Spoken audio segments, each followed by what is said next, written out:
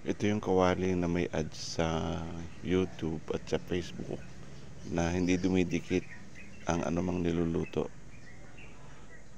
Okay naman nung umpisa kasi hindi nga dumidikit at maayos na naluluto. Ang problema, kapag natiklap o nawala yung coating nung hindi nagpapadikit, nakitsurang kalawang. Ayan o, kinakalawang. Kapag nilinis at natiklap yung mga coating, may kalawang. Kaya paano mapaglulutuan ng ayos kung may kalawang? Every time na lilinisin at napatigil ng pagluluto, lalabas yung kalawang.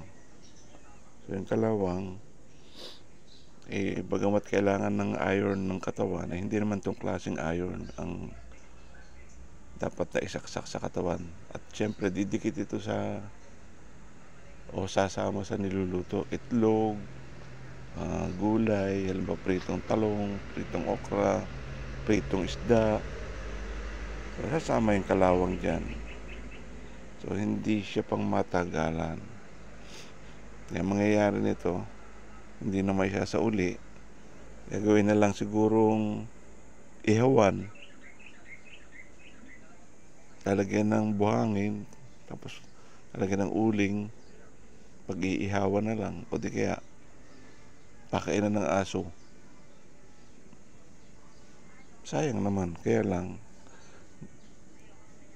itong kalawang, ito yung problema.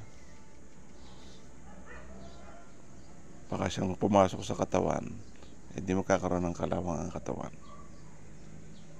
So ibig sabihin, hindi advisable na bumili ng ganito kung pang matagalan ang gamit. Pang madalian lang ito. Pagkagamit ng mga ilang buwan, tapon na. So hindi magiging pang matagalang gamit.